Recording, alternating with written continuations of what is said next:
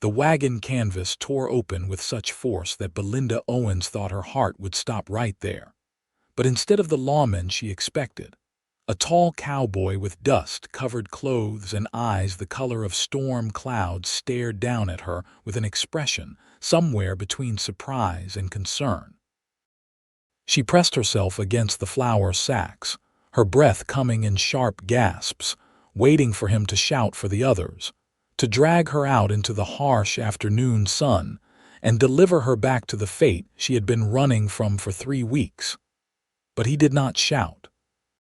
He simply stood there, one hand still holding the canvas flap, the other resting on the wooden frame of the wagon, studying her with an intensity that made her feel exposed in ways that had nothing to do with being discovered. "Please," she whispered, hating how her voice shook.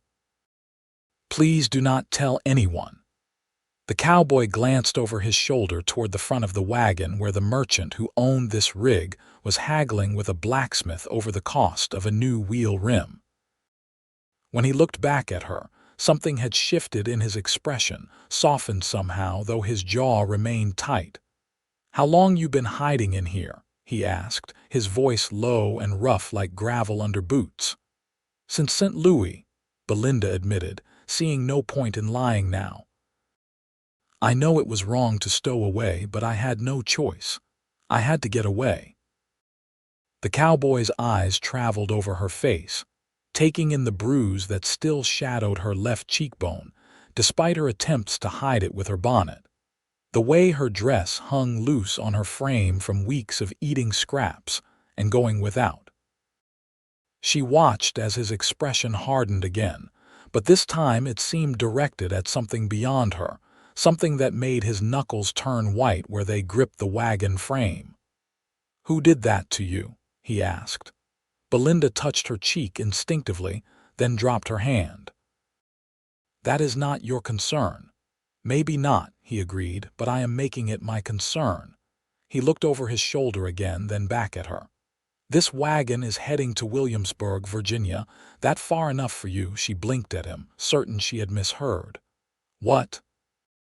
"I asked if Williamsburg is far enough, or do you need to go farther?" He shifted his weight, and she noticed for the first time how tall he was, how his shoulders filled the space of the wagon opening. "Because if you need to go farther, I can take you. Got a horse, supplies, and no particular place I need to be. Been heading west anyway." Belinda stared at this stranger who had found her secret and instead of exposing her, was offering to help her run even farther. "Why would you do that? You do not even know me." The cowboy was quiet for a moment, his storm-gray eyes studying her face again. "Name's Emmett Wilder, and I do not need to know your whole story to see that you are running from something bad enough to risk hiding in a stranger's wagon with nothing but the clothes on your back. I have got a sister back in Tennessee. If she was in your situation, I would hope someone would help her." He paused. "So I am asking again, do you need to go farther than Williamsburg?" The kindness in his offer, so unexpected and unearned, made Belinda's throat tighten with emotion she could not afford to show. She had been running for so long, trusting no one, that she had almost forgotten what it felt like to have someone offer help without wanting something in return. But she had also learned to be cautious, to question motives, to protect herself. "How do I know you are not worse than what I am running from?" she asked, lifting her chin despite the fear that still thrummed through her veins. Emmett nodded as if he had expected the question. "You do not. But you got about 5 minutes before that merchant finishes his business and climbs back up on this wagon. If he finds you, he is going to turn you over to the local sheriff, and then your running stops here. So you got a choice to make, and you got to make it fast." He held out his hand. "I will take you farther if you want to go. No strings, no expectations. Just help." Belinda looked at his outstretched hand, calloused and strong, steady despite the urgency of the situation. She thought about the alternative, about being found and sent back, about the future that waited for her if she stopped running now. Then she thought about this stranger named Emmett Wilder, who looked at her bruised face with anger on her behalf, and offered to help without knowing anything about her, except that she was desperate. She took his hand. His grip was firm but gentle as he helped her climb out of the wagon, keeping her hidden from view with his body while he checked to make sure no one was watching. Her legs trembled after so many hours cramped in the small space, and she stumbled. Emmett caught her easily, one arm going around her waist to steady her. "Easy," he murmured. "Take a minute." But they did not have a minute. The merchant's voice was growing louder as his conversation with the blacksmith concluded. Emmett seemed to realize this at the same moment because he released her waist and instead took her hand, leading her quickly away from the wagon and around the corner of a general store. His horse, a sturdy roan mare, stood tied to a hitching post, flicking flies with her tail in the afternoon heat. "Can you ride?" Emmett asked, already untying the reins. "Yes," Belinda said, though it had been years since she had been on a horse. "Good. We are going to walk out of town nice and slow, like we are just two people with somewhere to be. Once we are clear of the main road, we will ride hard for a while to put some distance between us and anyone who might come looking." He glanced at her dress, taking in the impractical layers and the way it would make riding difficult. "That is going to be rough in that getup, but it cannot be helped right now." Belinda nodded, grateful that he did not suggest she ride side-saddle like a proper lady. There was nothing proper about her situation, and pretending otherwise would only slow them down. They walked through the dusty streets of the small Missouri town, Emmett leading his horse and Belinda walking close beside him, trying not to look as terrified as she felt. Every person they passed made her heart race, certain someone would recognize her, would know she was running, would stop them. But no one paid them any attention.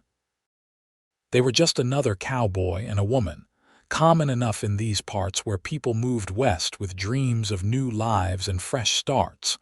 Once they cleared the edge of town and the buildings gave way to open prairie, Emmett stopped and turned to her. "Ready." Belinda gathered her skirts and accepted his help mounting the horse. She settled into the saddle, and before she could process what was happening, Emmett swung up behind her, his chest against her back, his arms coming around her to take the reins. The intimacy of the position made her stiffen, but Emmett seemed not to notice or was polite enough to pretend he did not. "Hold on," he said, and then they were moving. The horse lunged into a gallop, and Belinda grabbed onto the saddle horn with both hands, feeling the power of the animal beneath her and the solid presence of Emmett behind her, keeping her steady. The wind tore at her bonnet until the strings broke and it flew off, lost to the prairie behind them. Her hair came loose from its pins, streaming behind her like a dark banner, and for the first time in weeks, she felt something other than fear. She felt free. They rode for what must have been 2 hours before Emmett finally slowed the horse to a walk. Belinda's legs ached from gripping the saddle, and her back hurt from sitting so stiffly, but she did not complain. This man was helping her, risking himself for a stranger, and she would not burden him with complaints about discomfort. "There is a creek up ahead," Emmett said, his voice close to her ear. "We will stop there, let the horse rest and drink. You can stretch your legs." The creek was exactly where he said it would be, a narrow ribbon of clear water cutting through the prairie grass. Emmett dismounted first, then reached up to help Belinda down. Her legs nearly gave out when her feet hit the ground, and again he steadied her, his hands on her waist until she found her balance. "Thank you," she said, stepping back as soon as she was steady, putting proper distance between them. Emmett nodded and led his horse to the water. Belinda watched as he ran his hand along the mare's neck, speaking to her in a low, soothing voice, checking her over with practiced ease. She could see the care he took, the bond between man and animal, and it told her something about his character that his earlier offer had only hinted at. "What is her name?"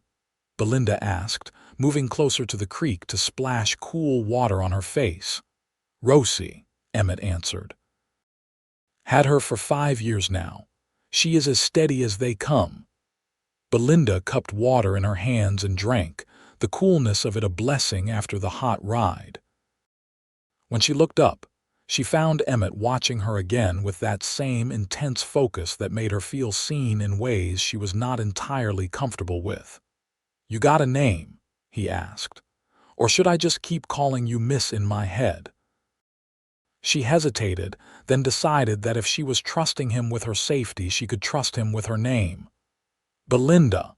Belinda Owens." "Belinda," he repeated, as if testing how it sounded. "That is a good name, suits you." She did not know what to say to that, so she said nothing, instead focusing on cleaning as much of the road dust from her face and hands as she could manage without completely soaking her dress. "So where are we going?" she asked after a moment. "You said west, but west is a big place." Emmett crouched by the creek filling his canteen. "Figured we would head toward Kansas first, then decide from there depending on what you need. You got people waiting for you somewhere. Someone expecting you." "No," Belinda said quietly. "No one is expecting me. I have no family left, no place waiting for me. I am just trying to get as far from St. Louis as possible." "What is in St. Louis that you are running from?" Emmett asked, then held up a hand. "You do not have to answer that if you do not want to. I am not trying to pry. Just helps to know what we might be up against if someone comes looking." Belinda sat down on a sun-warmed rock, suddenly exhausted by everything that had happened, everything she had been carrying alone for so long. Maybe it was the kindness in Emmett's eyes, or maybe it was just that she was tired of holding it all inside, but she found herself telling him, "My father died 2 years ago. He was a shopkeeper, and when he passed, his business partner claimed that my father owed him money. A lot of money. Said I had to pay the debt or—" She paused, swallowing hard. "Or marry him to settle it. He was 40 years older than me and cruel. I saw how he treated his servants, how he spoke to people he thought were beneath him. I knew if I married him, my life would be over in every way that mattered." Emmett's jaw tightened, and his hand curled into a fist where it rested on his knee. "So you ran." "I tried to find another way first. I tried to sell what little my father left me, tried to find work that would let me pay the debt honestly. But everywhere I went, this man, his name was Howard Ashford, he blocked me. He owned half the businesses in St. Louis, and he made sure no one would hire me, no one would buy from me. He wanted me trapped, dependent on him, with no choice but to accept his offer." She looked down at her hands. "So yes, I ran. I used the last of the money I had managed to hide to buy a ticket on a riverboat heading west, and when that money ran out, I started stowing away in wagons. I have been running for 3 weeks, terrified every moment that he would find me, that he would drag me back." "He is not going to find you," Emmett said, his voice carrying a certainty that made her want to believe him. "And even if he does, he is not taking you anywhere you do not want to go. I promise you that." Belinda met his eyes and saw that he meant it, every word. This man, this stranger who had found her hiding in a wagon less than 3 hours ago, was making her promises and looking at her like her safety mattered to him more than anything else. It was overwhelming and comforting all at once. "Why are you doing this?" she asked again, needing to understand. "You said you have a sister, but there has to be more to it than that. You are risking yourself, your time, your supplies. You could get in trouble for helping me. So why?" Emmett was quiet for a long moment, staring out at the prairie that stretched endlessly around them.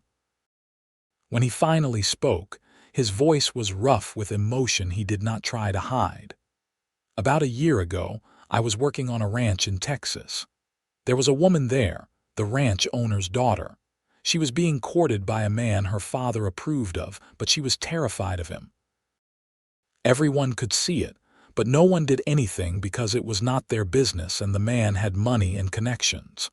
One day she tried to run and he went after her, found her on the road and dragged her back. He paused, his jaw working. 2 months later, she married him because she had no other choice. Last I heard, she has not been seen in town in over a year.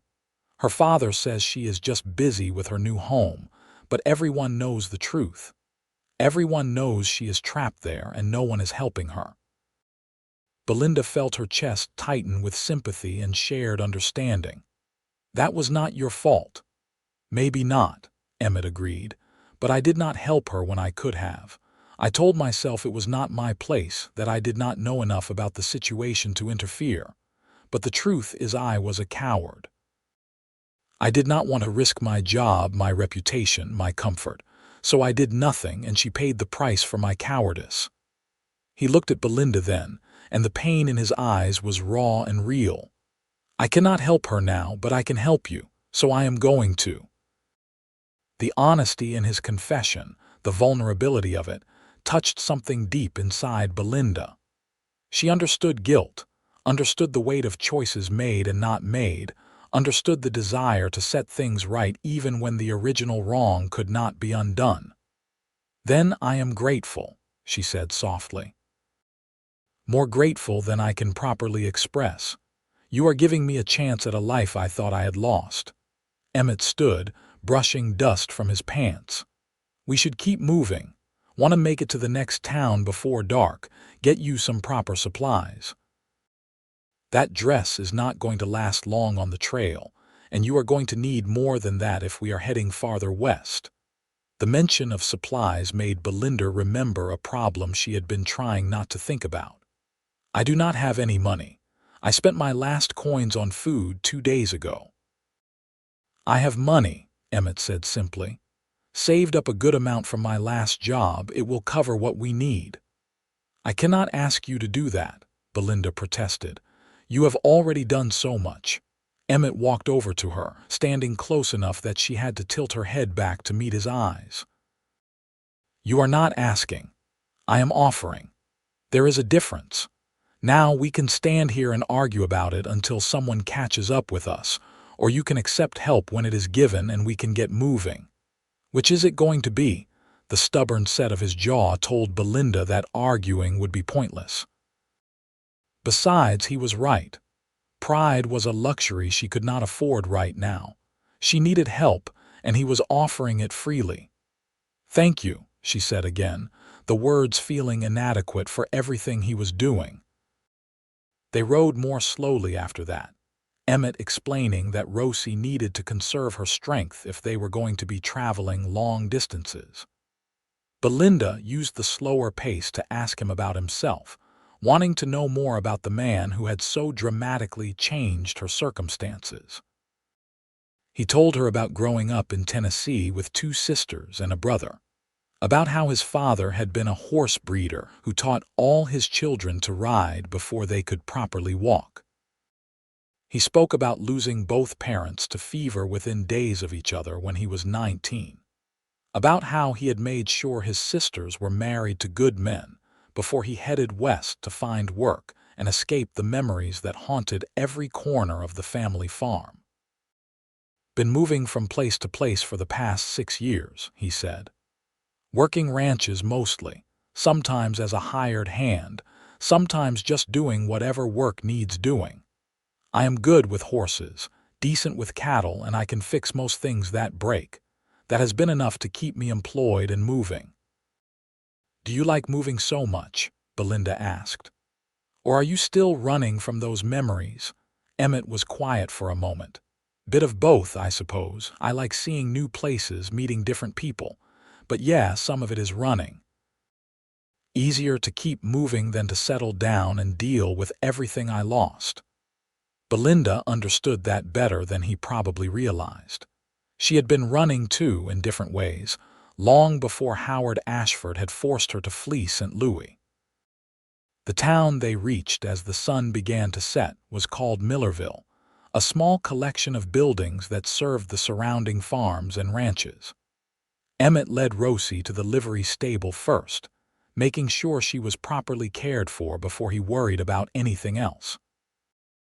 Then he took Belinda to the general store, which was preparing to close for the evening.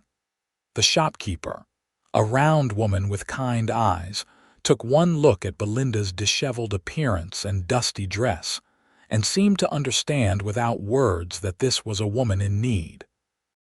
She showed them to the clothing section and helped Belinda select 2 serviceable dresses more suitable for travel, along with a split riding skirt that would make horseback riding much easier, undergarments, a warm coat for cold nights, sturdy boots, and a wide-brimmed hat to protect her from the sun. Emmett also purchased supplies for the trail, dried meat, flour, coffee, beans, and extra ammunition for his rifle. He paid for everything without hesitation, ignoring Belinda's protests and the way her cheeks burned with embarrassment at being so dependent on his charity. "There is a boarding house down the street," the shopkeeper said as she wrapped their purchases. "Mrs. Henderson runs it. Tell her Martha sent you, and she will give you a fair rate. You both look like you could use a decent meal and a real bed." The suggestion of separate rooms was implicit in her tone, and Belinda felt her face flush even hotter. Of course, people would assume things about a man and woman traveling together, especially when the woman looked as rough as she did. "Thank you," Emmett said, either not noticing the implication or choosing to ignore it. "We appreciate the recommendation." Mrs. Henderson's boarding house was exactly what they needed: clean, quiet, and respectable. The older woman who ran it asked no questions when Emmett requested 2 separate rooms, simply handed over the keys and informed them that dinner would be served in 30 minutes in the dining room. Belinda stood in her small room after Emmett left her at the door, staring at the narrow bed with its clean sheets and the washstand with a pitcher of fresh water. It was the first real room she had been in since fleeing St. Louis, and the luxury of it, simple as it was, made her throat tight with emotion she had been holding back for weeks. She stripped off her filthy dress and washed as thoroughly as she could with the basin and pitcher, scrubbing away layers of dust and fear. She put on one of the new dresses, a simple calico in deep blue that fit reasonably well and made her feel human again. She did her best with her hair, brushing out the tangles and pinning it into a respectable bun at the base of her neck. When she looked at herself in the small mirror above the washstand, she barely recognized the woman staring back. The bruise on her cheek was fading to yellow, and the haunted look in her eyes seemed less pronounced than it had been that morning. She looked like someone who might have a future, and that realization hit her with surprising force. Dinner was simple but delicious: beef stew with fresh bread and apple pie for dessert. Belinda ate slowly, savoring every bite, aware of Emmett watching her from across the table with an expression she could not quite read. There were 3 other guests in the boarding house, an older couple heading west to join their son and a traveling preacher, and they all made polite conversation over the meal. "You folks married?" the older woman asked Belinda, nodding toward Emmett. "No," Belinda said quickly, her face heating again. "We are just traveling in the same direction." The woman's eyebrows rose slightly, but she said nothing more, though her expression suggested she had opinions about women traveling alone with men who were not their husbands. After dinner, Emmett walked Belinda to her room despite her insistence that she could find the way herself. They stood in the narrow hallway, the lamplight casting long shadows, and Belinda found herself reluctant to say good night, reluctant to be alone after such a strange and transformative day. "Thank you," she said for what felt like the 100th time, "for everything, for finding me, for helping me, for not turning me over to the authorities, for the clothes and the supplies in this room, for all of it." Emmett leaned against the wall, his arms crossed over his chest, his gray eyes studying her face in the dim light. "You do not have to keep thanking me, Belinda. I told you I would help, and I meant it." "Still," she insisted, "I want you to know that I recognize what you are doing, what you are risking. It matters to me." "Good," he said simply. Then, after a pause, "Get some rest. We have got a lot of miles ahead of us tomorrow." Belinda nodded and reached for her door handle, but before she could turn it, Emmett spoke again. "Belinda," she looked back at him. "Yes, I am glad I found you today. I know the circumstances are not ideal, but I am glad our paths crossed." The sincerity in his voice made her heart do something strange in her chest, a little flutter that had nothing to do with fear and everything to do with the way he was looking at her, like she was someone worth being glad about. "I am glad, too," she said softly, and meant it with everything in her. She dreamed that night of riding across endless prairie with the wind in her hair and Emmett's solid presence at her back, steady and sure. When she woke, the sun was just beginning to paint the horizon pink and gold, and for the first time in weeks, she woke without terror tightening her chest. She woke feeling something that might have been hope. They left Millerville just after dawn, Belinda now dressed in her split riding skirt and cotton blouse, her new hat shading her face from the rising sun. Emmett had taught her how to properly pack their supplies on Rosie, showing her the way to distribute weight evenly and secure everything so nothing would shift during the ride. "We will be riding longer stretches now," he explained as he checked the saddle straps one final time. "Probably not see another town for a few days. You let me know if you need to stop, if you are hurting or tired. Do not try to push through and make yourself sick." Belinda nodded, appreciating his concern even as she resolved not to be a burden. She was stronger than she looked, stronger than she had given herself credit for. The past 3 weeks had proven that. They rode west through rolling prairie that seemed to stretch forever in every direction. Emmett pointed out landmarks, teaching her how to read the land, how to find water by watching where birds gathered and how vegetation clustered.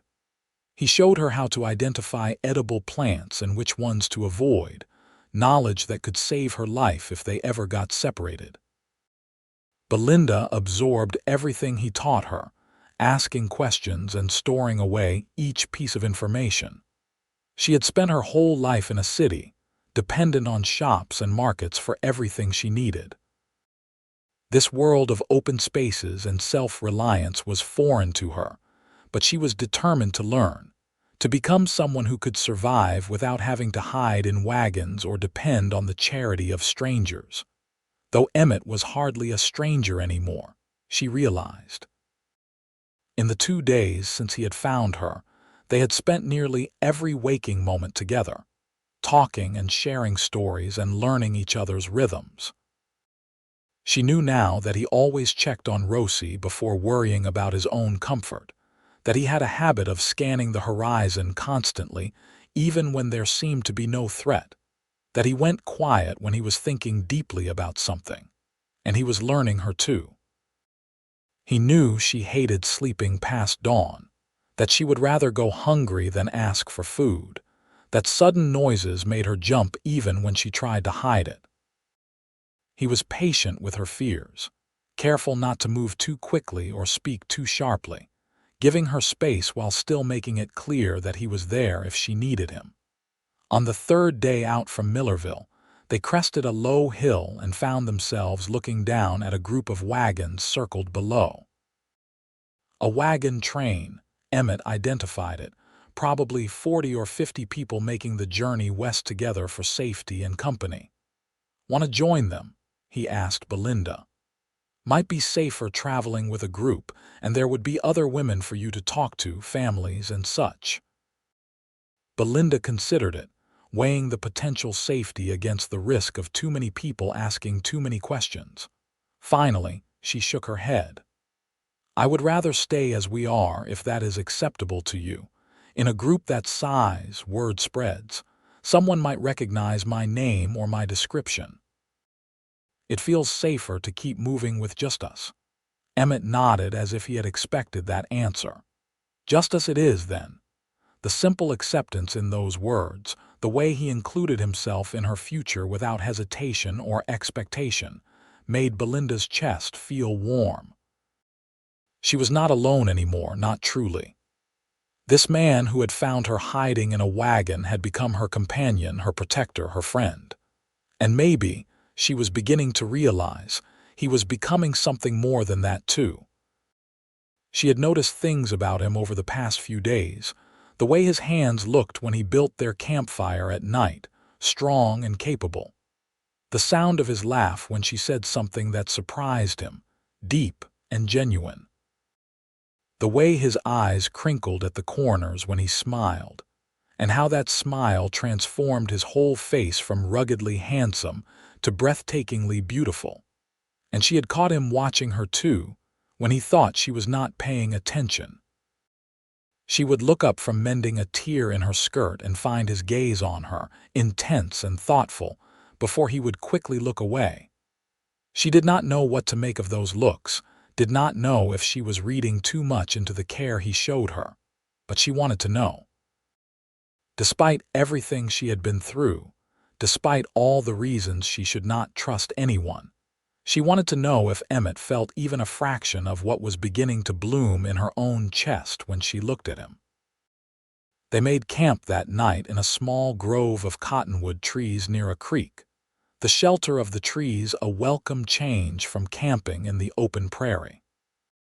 While Emmett tended to Rosie and gathered firewood, Belinda prepared their dinner, mixing flour and water into flat bread that she cooked over the fire alongside the dried meat and beans. "You are getting good at this," Emmett said as he accepted the plate she handed him, settling down across the fire from her. "I have a good teacher," Belinda replied, pleased by the compliment. "Though I imagine my cooking cannot compare to what you are used to." "It is better than anything I have made for myself in the past 6 years," Emmett assured her. "Most nights I just ate whatever was quickest. Having someone to share meals with, someone to talk to while the stars come out, that is something I have missed." Belinda looked up at the darkening sky where the first stars were beginning to appear. "It is beautiful out here. I never saw stars like this in the city. There were always too many lights, too many buildings blocking the view." "Wait until we get farther west," Emmett said. "In some places, the sky gets so big and the stars so bright, you feel like you could reach up and touch them. It is like nothing you have ever seen." "I look forward to it," Belinda said, and realized she meant it. She was looking forward to seeing more of this vast country, looking forward to whatever came next, as long as Emmett was there to share it with her. They sat in comfortable silence for a while, eating their simple meal and listening to the night sounds of the prairie, crickets chirping, the creek burbling over stones, the occasional call of a night bird. The fire crackled between them, casting flickering shadows that danced across Emmett's face. "Can I ask you something?" Belinda said eventually, breaking the silence. "Anything," Emmett replied, setting his empty plate aside. "You ever regret it? Leaving Tennessee, leaving your family? Do you ever wish you had stayed, built a life there instead of wandering?" Emmett thought about it for a long moment before answering. "I miss my sisters sometimes. Miss knowing what is happening in their lives, seeing my nieces and nephews grow up.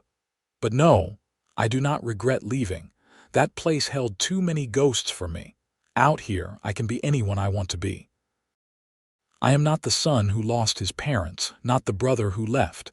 I am just Emmett, a man with a good horse and an open road ahead of him." He paused, his eyes finding hers across the fire.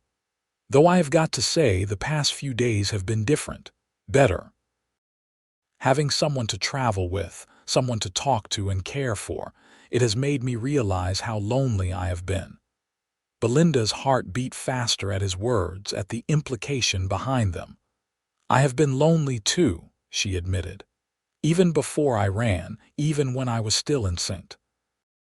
Louis, surrounded by people I had known my whole life. After my father died, I felt so alone, like I was drowning and no one could see me struggling. These past few days with you, they have been the first time in a long time that I have felt like someone actually sees me. Emmett stood and walked around the fire, coming to sit beside her on the log she was using as a seat. He was close enough now that she could feel the warmth of his body, could see the firelight reflecting in his eyes. "I see you, Belinda," he said quietly. "I see how brave you are, how strong. Running away from that life took courage. Trusting me when you had every reason not to took courage. You are one of the bravest people I have ever met." Tears pricked at Belinda's eyes, but they were not tears of sadness.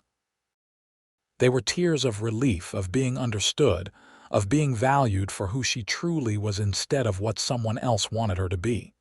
"Thank you," she whispered, "for seeing me, for helping me find myself again." Emmett reached out slowly, giving her time to pull away if she wanted to, and gently brushed a strand of hair back from her face. His fingertips lingered against her cheek, and Belinda found herself leaning into his touch, her eyes closing at the tenderness of it. "Belinda," he said, his voice rough with emotion, "I need you to know something. I did not plan this, did not plan to feel this way. But somewhere between finding you in that wagon and right now, something changed for me. You are not just someone I am helping anymore. You are someone I care about. Deeply." Belinda opened her eyes and found him watching her with an expression so intense, so full of longing and hope and vulnerability, that it took her breath away. "I care about you too," she said. "More than I probably should after such a short time, but I cannot seem to help it. When I am with you, I feel safe. I feel seen. I feel like maybe there is a future ahead of me that could be good, that could be happy." "There is," Emmett promised. "Whatever you want that future to look like, we will make it happen, together." The word "together" hung in the air between them, heavy with promise and possibility. Belinda knew they were standing at a crossroads, that what happened next would change everything. She could pull back, could maintain the safe distance between traveler and protector, or she could step forward into the unknown and trust that this man who had already given her so much would not let her fall. She chose to step forward. Rising onto her knees on the log, she closed the small distance between them and kissed him. It was a gentle kiss, tentative and questioning, but Emmett answered it with a certainty that made her heart soar. His arms came around her, pulling her close but not crushing her, holding her like she was something precious. When they finally pulled apart, both breathing hard, Emmett rested his forehead against hers. "I've been wanting to do that since the moment you took my hand back in that Missouri town," he admitted. Belinda laughed, the sound bright and joyful.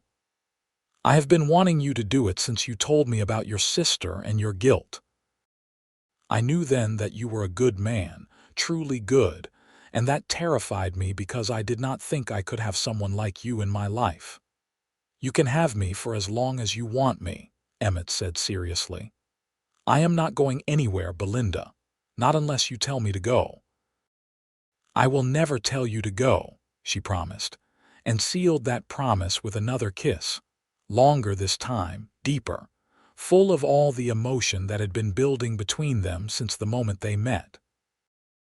They stayed up late that night, sitting by the fire with Belinda leaning against Emmett's chest and his arms wrapped around her, talking about everything and nothing.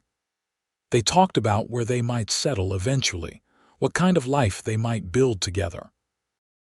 Emmett spoke of his dream of having land of his own someday, a place where he could raise horses like his father had. Belinda talked about wanting a home, a real home where she felt safe and welcomed, where she could plant a garden and watch things grow. "We could have all of that," Emmett said, his chin resting on top of her head. Find a good piece of land somewhere out west where no one knows us, where we can start fresh. Build a house, start a ranch, raise a family if you want that." "I want that," Belinda said. "All of it with you." When they finally banked the fire and prepared for sleep, Emmett spread out their bedrolls close together, close enough that they could hold hands in the darkness. It was not proper, not by any measure of society's standards, but they were beyond caring about propriety now. They had found something real and true in each other, and they were not going to let arbitrary rules keep them apart. "Good night, Belinda," Emmett said softly. "Good night, Emmett," she replied, squeezing his hand. "Thank you for finding me." "Best thing I ever did," he murmured, and then they slept, both dreaming of the future they would build together. The next morning dawned clear and bright, and they set out with renewed purpose. They were not just running anymore. They were heading toward something, toward a future they would create together. The difference in perspective changed everything, turned their journey from desperate flight into hopeful adventure. Over the following weeks, they traveled steadily west through Kansas, camping under the stars and in small towns when they needed supplies. They fell into an easy rhythm, working together to set up camp, prepare meals, and care for Rosie. They talked for hours each day, learning everything about each other, sharing dreams and fears and memories. Emmett taught Belinda to shoot his rifle, standing behind her to guide her aim, his hands covering hers on the weapon. She learned to identify animal tracks and predict weather by watching the clouds. She grew stronger, more capable, more confident in her ability to survive and thrive in this wild landscape, and their feelings for each other deepened with each passing day. Stolen kisses became longer, more passionate. Gentle touches became bolder. The attraction that had sparked between them from the beginning grew into something that burned hot and constant, tempered only by Emmett's determination to respect Belinda's virtue and Belinda's growing frustration with that respect. "We should get married," Emmett said one evening about a month into their journey. They were camped near a river, the sound of rushing water providing a backdrop to their conversation. "I mean, if you want to. I am not trying to pressure you or assume anything, but I love you, Belinda. I want to spend the rest of my life with you, build that future we have been talking about, and I want to do it right, make it proper." Belinda's heart swelled with joy at his words, at the vulnerable, hopeful expression on his face. "I love you too," she said. "And yes, I want to marry you. I have wanted to for weeks now." "Yeah." Emmett's face broke into the biggest smile she had ever seen from him. "You mean it?" "I mean it," Belinda confirmed, laughing as he picked her up and spun her around, both of them grinning like fools. They rode into the next town they found, a place called Silver Creek in western Kansas, and went straight to the church. The minister, a young man barely older than they were, agreed to marry them that very afternoon. The shopkeeper and his wife served as witnesses, and Belinda stood in front of the altar in her simple traveling dress, holding Emmett's calloused hands in hers, and spoke vows that came straight from her heart. "I promise to stand beside you," she said, her voice steady and sure. "To be your partner and your friend, to support your dreams and share your burdens. I promise to love you with everything I am, for all the days of my life." Emmett's vows were equally heartfelt. "I promise to protect you, to honor you, to see you for who you truly are and love all of it. I promise to build a life with you that makes you feel safe and happy, to give you the home and family you deserve. I promise to love you until my last breath and beyond." When the minister pronounced them husband and wife, Emmett kissed her with a tenderness that made tears stream down Belinda's face. They were no longer two lonely people running from their pasts. They were a family, bound together by love and choice and the future they would create. That night, in a rented room above the general store, Emmett made love to his wife with a reverence that took her breath away. He was gentle and patient, making sure she felt cherished and safe, turning what could have been awkward and frightening into something beautiful. Belinda fell asleep in her husband's arms, feeling more complete than she ever had in her life. They stayed in Silver Creek for 3 days, resting and preparing for the next leg of their journey. Emmett sold some of his skills around town, repairing fences and breaking a difficult horse for a local rancher, earning them money to add to their supplies.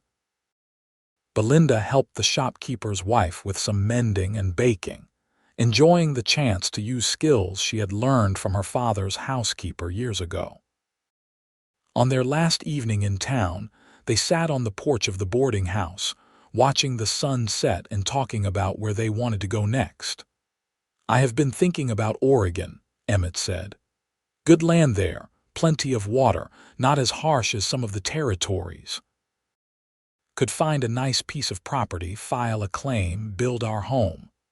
"Oregon sounds wonderful," Belinda agreed, "though it is a long journey from here, dangerous too if what I have heard is true." "It is dangerous," Emmett admitted, "but we would not have to do it alone. There are wagon trains leaving from Missouri and Kansas all the time, groups of families heading west together. We could join one of those, travel with others until we get to Oregon, then strike out on our own to find our land."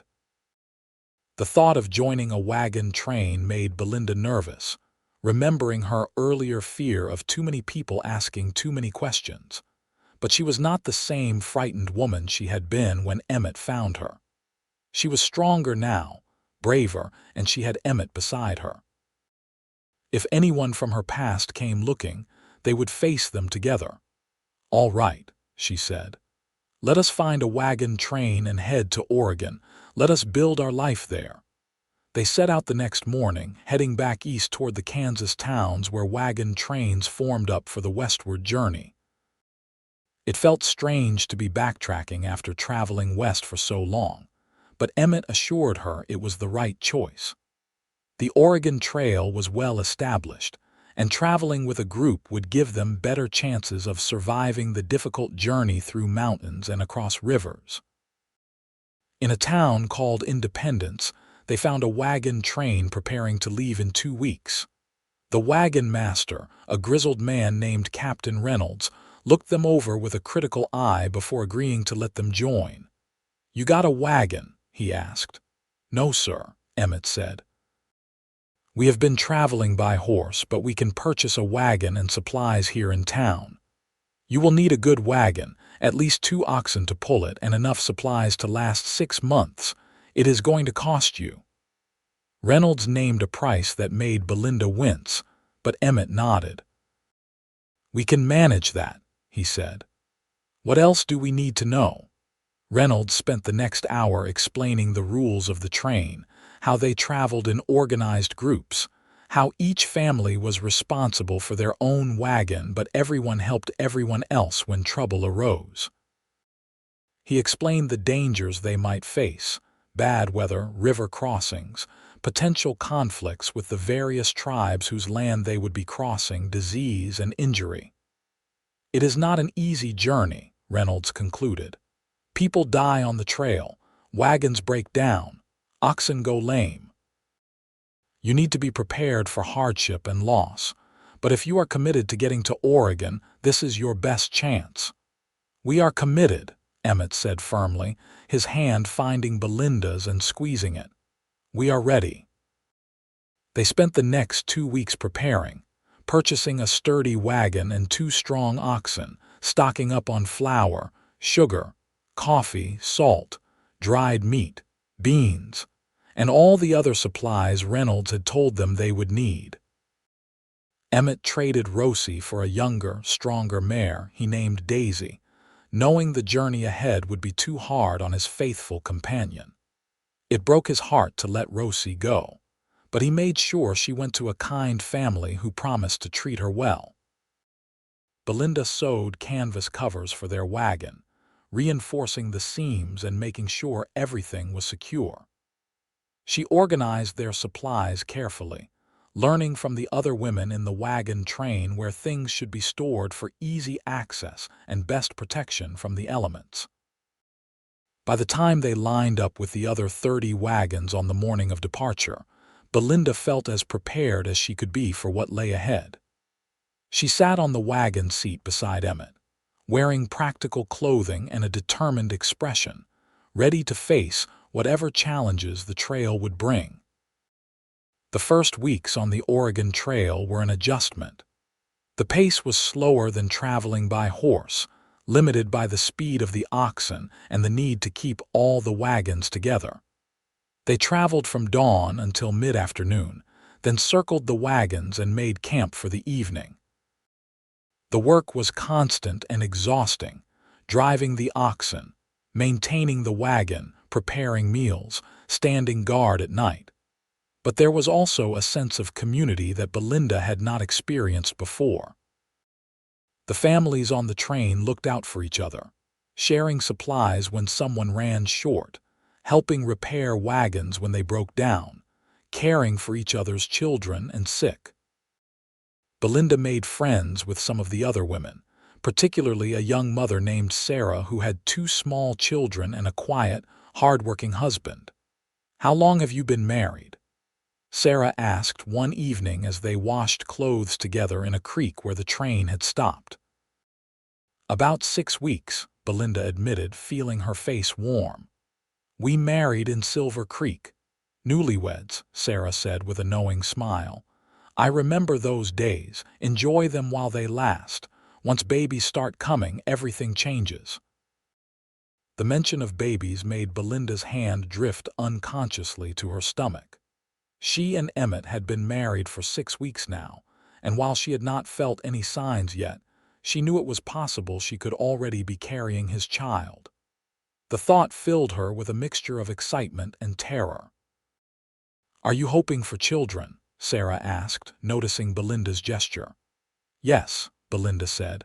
"We both want a family, though I will admit the thought of being pregnant on the trail terrifies me." "It is not easy," Sarah agreed.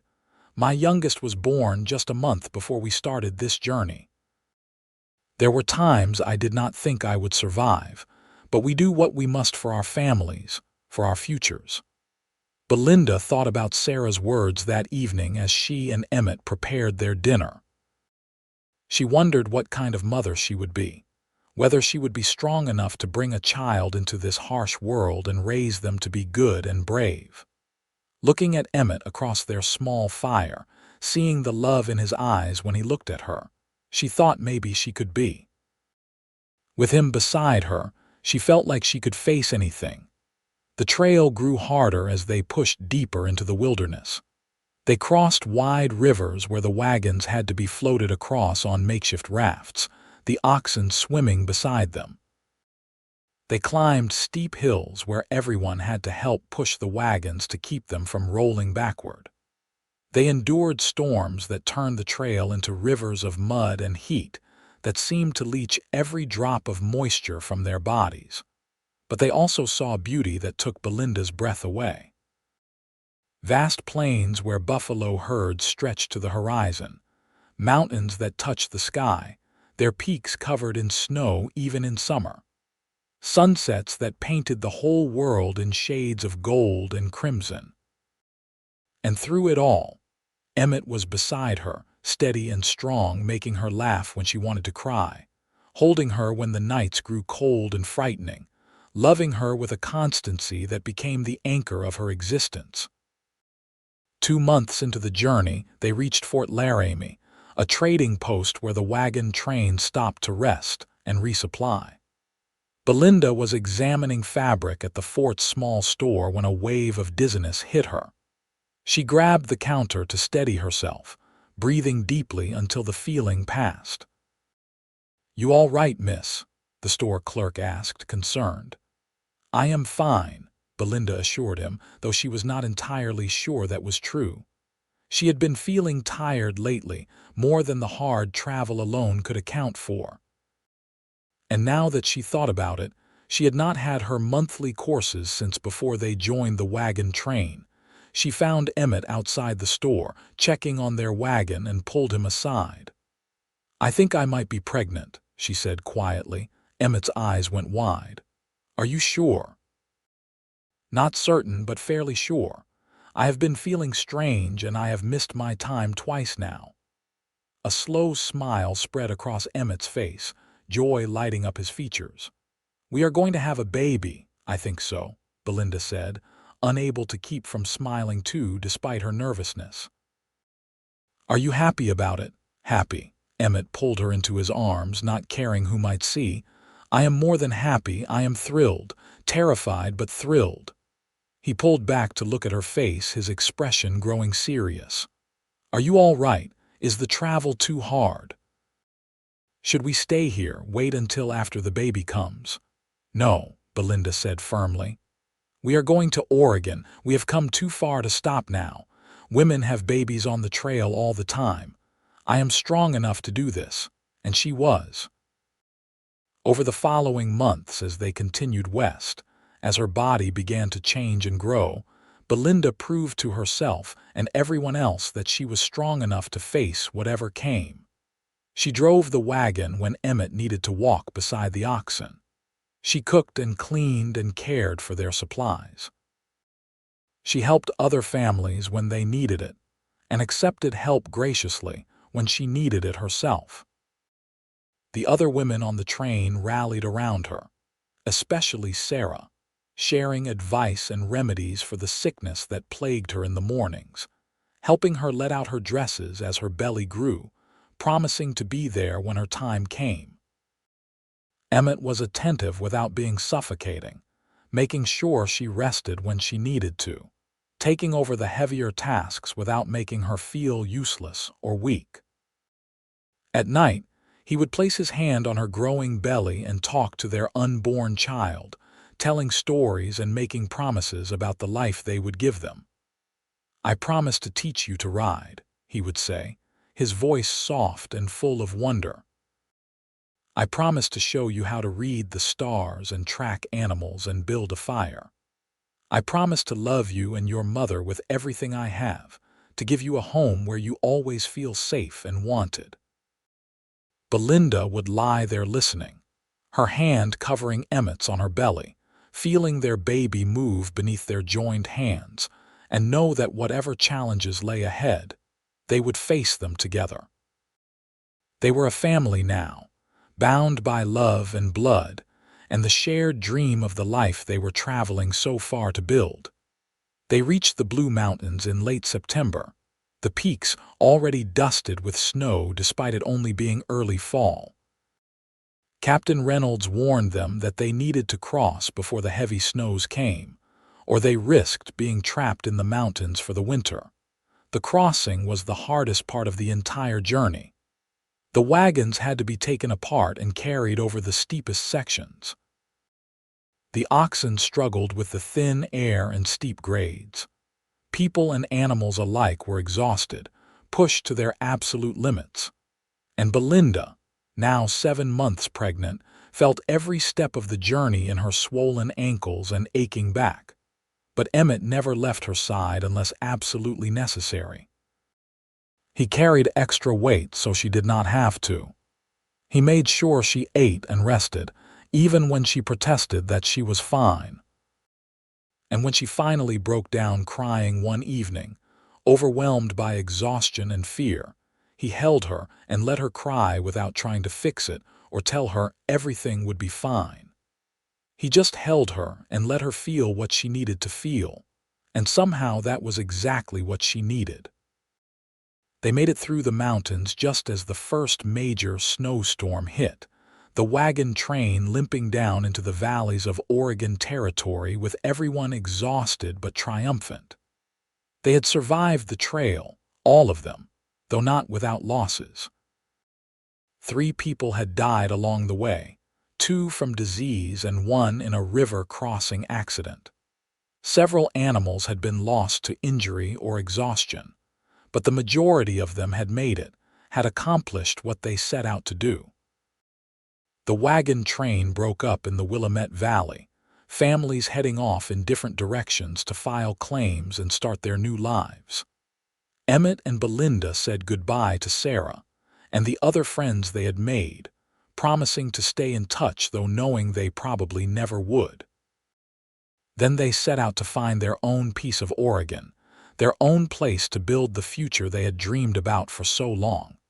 They found it 3 days later, a beautiful piece of land near a creek with good soil and a view of the mountains. There was a small cabin already on the property, left by settlers who had moved on, and though it needed work, it was shelter while they got established. Emmett filed the claim with the territorial government, and just like that, they were landowners. They owned 160 acres of Oregon territory, land that was theirs to work and build on, to pass down to their children and their children's children. Standing on their property, looking out at the land that would be their home, Belinda felt a sense of peace she had never experienced before. "We did it," she said, leaning against Emmett's side. "We made it." "We did," Emmett agreed, his arm around her shoulders, his other hand resting on her pregnant belly. "And now the real work begins." He was right about that. The next 2 months were a blur of activity as they prepared for winter and the baby's arrival.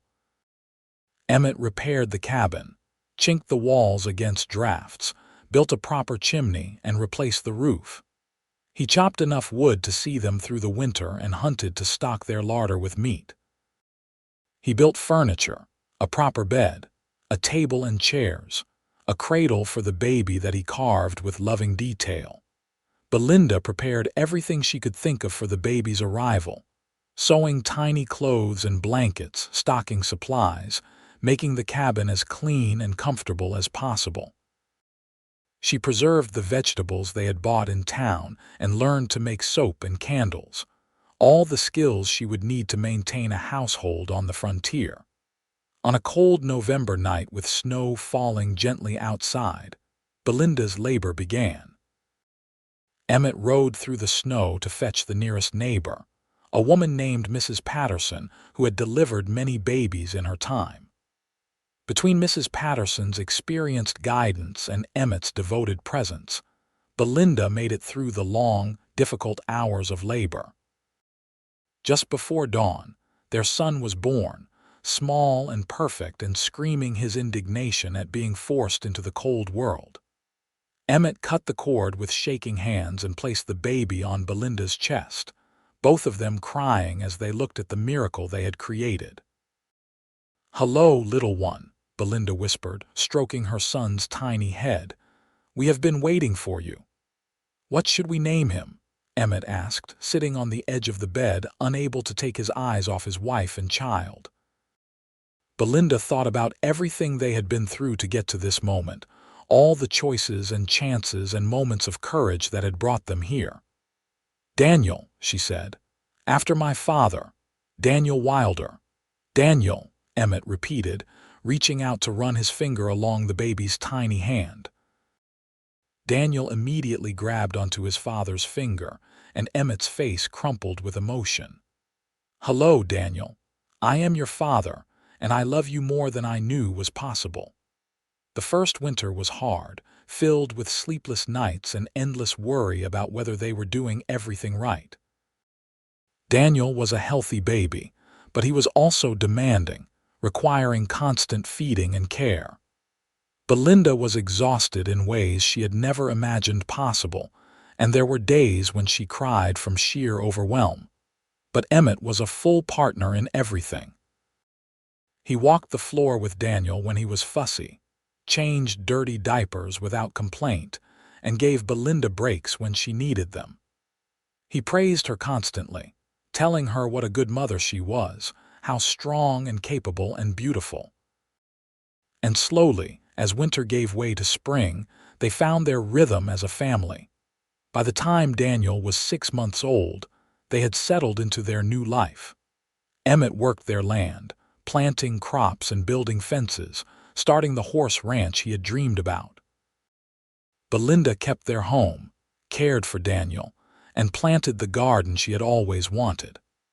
They made friends with their neighbors, attended church in the small community that was forming nearby, and slowly became part of the fabric of Oregon Territory. On their second anniversary, Emmett gave Belinda a gift, a small wooden box he had carved himself. Inside was a piece of paper with writing on it, a deed to their land with both their names on it. "I know it is already ours," Emmett said as she looked at it with tears in her eyes. "But I wanted you to have this, to always know that this land, this home, this life we have built, it belongs to both of us equally. You are not just my wife. You are my partner in everything." Belinda set the box aside and kissed him deeply, pouring all her love and gratitude into that kiss. "Thank you," she said when they finally pulled apart, "for everything. For finding me, for believing in me, for building this life with me. I love you more than words can say." "I love you too," Emmett replied. "You and Daniel, you are my whole world. Everything I do, everything I am, it is all for you." That night, after Daniel was asleep in his cradle, they made love in their bed with the windows open to let in the spring breeze, and Belinda felt complete in a way she had never imagined possible. This was home. This man, this child, this land, this life they had built together from nothing but courage and hope. Over the next few years, their family grew. A daughter they named Catherine was born 2 years after Daniel, and then another son, William, 2 years after that. Each birth brought new challenges and new joys, and their little cabin grew more crowded and more full of love with each addition. Emmett expanded their ranch, building a proper barn and acquiring more horses. He developed a reputation in the territory for breeding quality animals, and people came from all over to buy his horses. The money he earned allowed them to expand their cabin into a proper house, adding rooms for their growing family, and finally giving Belinda the large kitchen she had dreamed about. Belinda threw herself into being a mother and a homemaker, but she also found time to pursue her own interests. She started a small business selling baked goods and preserves in town, earning her own money that she used to buy books and nice things for their home. She taught herself to read and write better, determined that her children would grow up educated and capable. Life was not always easy. There were years when the crops failed or the harsh weather killed livestock. There were illnesses that terrified them, times when they worried they would lose one of their children to fever or injury. There were conflicts with neighbors and struggles with the isolation of frontier life. But through it all, they had each other. Emmett and Belinda faced every challenge as a team, supporting each other through the hard times and celebrating together during the good. Their love, which had begun in desperation and fear in the back of a covered wagon, had grown into something strong and enduring, a foundation that held firm no matter what storms came. 20 years after Emmett found Belinda hiding in that wagon, they stood on the porch of their home, watching the sunset paint the mountains gold. Their children were grown now, Daniel preparing to marry a girl from town, Catherine teaching at the local school, and William working the ranch alongside his father. "Do you ever think about that day?" Belinda asked, her hand in Emmett's the way it had been 1,000 times before. "The day you found me, all the time," Emmett admitted. "Best day of my life finding you. I think about that scared girl hiding in the wagon, and then I look at you now, so strong and confident and beautiful, and I am amazed that I got to be part of your transformation." "You are the reason for my transformation," Belinda said. "You saw me when I could not see myself. You believed in me when I had no reason to believe in anything.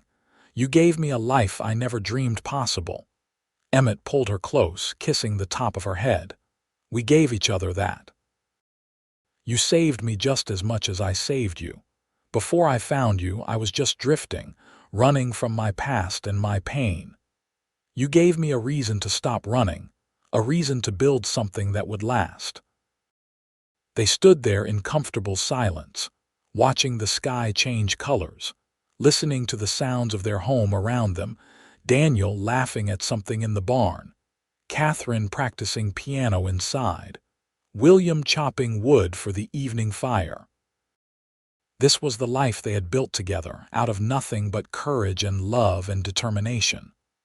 "I would do it all again," Belinda said softly. "Every hard moment, every fear, every struggle. I would do it all again for this, for you, for the family we have created." "Me too," Emmett agreed. Every single moment. As the sun finally set and the stars began to appear in the darkening sky, they went inside to their family, to the warm house full of love and laughter and life.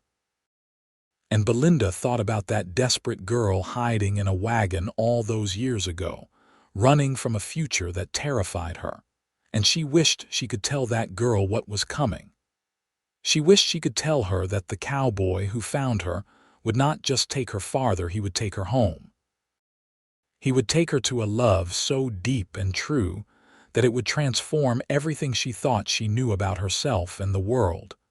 But that girl would find out soon enough, Belinda thought with a smile, just as she had. And in the finding, in the journey, in the building of a life from nothing, that girl would become the woman she was meant to be all along. Years continued to pass, bringing the joys and sorrows that mark any life fully lived. Daniel married his sweetheart and built a house on the far edge of their property, staying close to help work the ranch that would one day be his. Catherine married a teacher from Portland and moved to the city, though she visited often with her growing family. William, their youngest, showed no interest in settling down, preferring to work the ranch and care for his aging parents. Emmett and Belinda grew old together, their hands becoming weathered with work, their faces lined with years of laughter and tears. But their love never diminished. If anything, it grew stronger with each passing year, deepened by shared history and mutual respect, and the absolute certainty that they were meant to be together. On the morning of their 40th anniversary, Belinda woke to find Emmett already awake beside her, watching her with those same storm-gray eyes that had captured her heart so many years ago. "Good morning, beautiful," he said, his voice rough with age but still warm with love. "Good morning yourself, handsome," she replied, reaching up to touch his face, tracing the lines she knew as well as her own. 40 years, Emmett marveled. 40 years since I found you hiding in that wagon and made the best decision of my life." "The best decision was when you said you would take me farther," Belinda corrected gently. "That was when everything changed." "No," Emmett disagreed, pulling her close. "The best decision was when you took my hand and trusted me. That was when everything changed. That was when my life truly began." They celebrated that day with their children and grandchildren, 13 grandchildren in all, gathered around the table in the house that Emmett had built with his own hands. They ate and laughed and told stories, and when someone asked how they had made their marriage last so long, Belinda and Emmett looked at each other and smiled. "We chose each other every day," Belinda said. "Even on the days when it was hard, especially on those days, we chose to stay, to work through problems, to love each other anyway. And we never forgot where we started," Emmett added. "We never forgot that we gave each other a second chance at life, at happiness, at everything. That is not something you take for granted." As the evening wore on, and their family eventually departed, leaving them alone in their quiet house, Emmett and Belinda sat on their porch one more time, watching the stars come out over the mountains that had been the backdrop to their entire life together. "You have any regrets?" Belinda asked, a question she had asked before but never tired of hearing answered. "Not a single one," Emmett replied without hesitation. "Every choice I made that led me to you, every moment we have shared, every challenge we have faced, I would not change any of it." This life we built, it is everything I ever wanted and more than I knew to dream of." "Me neither," Belinda agreed, leaning her head on his shoulder. "No regrets, only gratitude." They sat there until the cold drove them inside. And then they went to bed in the room they had shared for 40 years, in the bed where their children had been conceived and born, in the home that was the physical manifestation of everything they had built together. Emmett died peacefully in his sleep 5 years later at the age of 73, with Belinda holding his hand and their children gathered around. His last words were, "I love you," spoken to the woman who had been his partner, his friend, his heart for 45 years. Belinda grieved him deeply, but she did not fall apart. He had loved her too well, had built her up too strongly, for her to crumble now. She continued to live in their home, surrounded by their children and grandchildren, and eventually great-grandchildren, telling them stories about the cowboy who had found her hiding in a wagon and changed her entire life. "He told me he would take me farther," she would say, her eyes distant with memory. "And he did. He took me farther than I ever imagined I could go, showed me a life I never knew existed, gave me a love that lasted through everything. He took me farther, and then he stayed with me every step of the way." When Belinda died 7 years later, at the age of 77, she was buried beside Emmett on a hill overlooking their land, the land they had claimed and worked and loved. Their children and grandchildren and great-grandchildren stood around their graves, mourning their loss but celebrating their legacy. Because Emmett and Belinda Wilder had not just built a ranch or raised a family. They had built a love story that would be told for generations, a testament to the power of choosing each other, of facing life's challenges together, of building something beautiful out of desperate circumstances and unwavering commitment.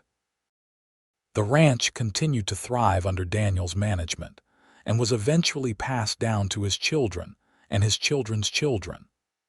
The house that Emmett built still stood 100 years later, carefully preserved by the family who understood that it was more than just a building.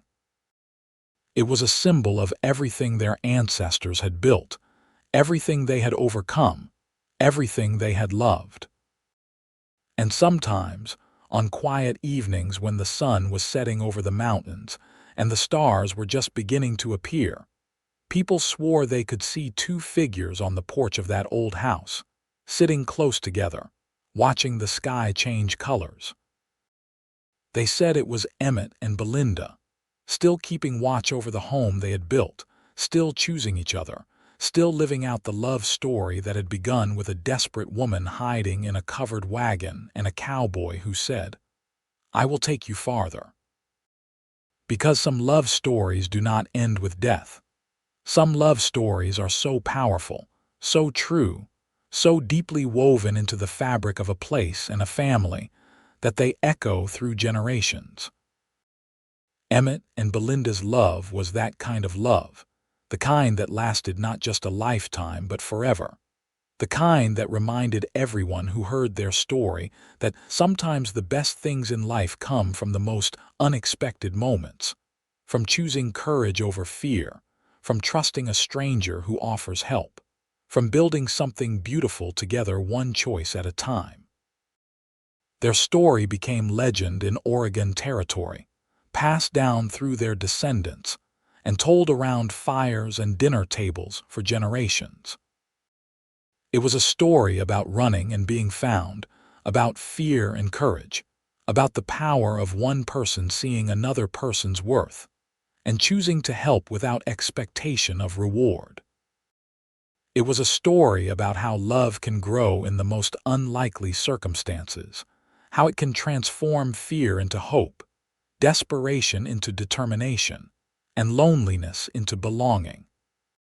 But most of all, it was a story about two people who found each other at exactly the right moment, who built a life and a legacy that would outlast them both, who proved that sometimes the best answer to "how far do you need to go" is "as far as we can go together."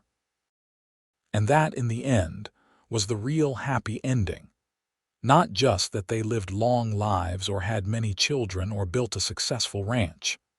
The real happy ending was that they found each other, chose each other, and loved each other faithfully through everything life brought them. They started their journey with Emmett saying, "I will take you farther."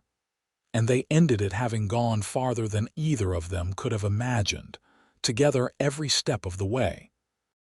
That was the legacy they left behind, preserved in the land they had loved, in the family they had raised, in the house that still stood on the hill, and in the love story that would be told for as long as anyone remembered the names Emmett and Belinda Wilder.